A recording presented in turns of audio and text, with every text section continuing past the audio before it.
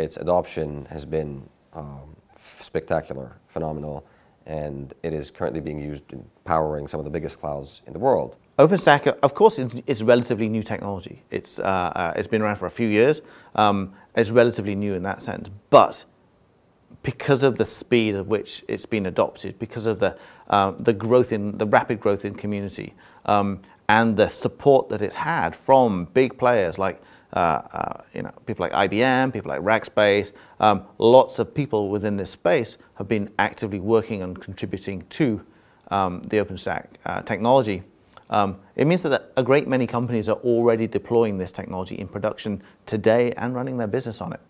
So if you like, it's a great success story for open source technology. It's been developed very quickly. It's gained a huge amount of support very quickly.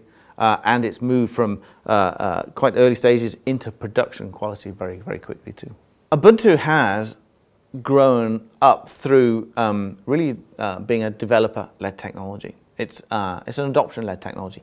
Developers, technical people will choose it because it solves their problem very easily and very cost-effectively. I think the adoption cycle of any software product is always driven by the same rule. You have a set of early adopters which are taking the risk in order to disrupt a market, and you've got a bunch of followers that will take whatever solution seems to be the most reliable out of all that the early adopter have tried. That means that we do see a bunch of enterprises which are in a position in the market where they feel the need to disrupt their market, starting to adopt OpenStack in order to provoke that disruption. OpenStack follows the same agile process Ubuntu follows in terms of development. That means that every 6 months we get together, propose new ideas, sort them out, see what's feasible in the next 6 months or not, and go ahead and develop them for the next 6 months. I think the general tendency is toward even better goodness in networking. Right now we cover networking up to layer 3, maybe we'll go up to layer 7, and better goodness into storage management. That's the main two directions that I see.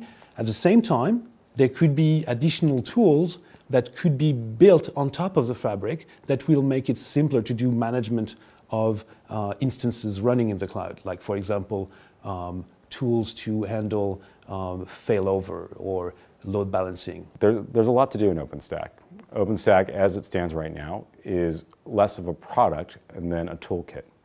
It is a very well-defined way of creating your own cloud, but you may tailor it completely differently than the next person, the person next to you that may choose to use a different networking setup. They may choose to use a different storage setup.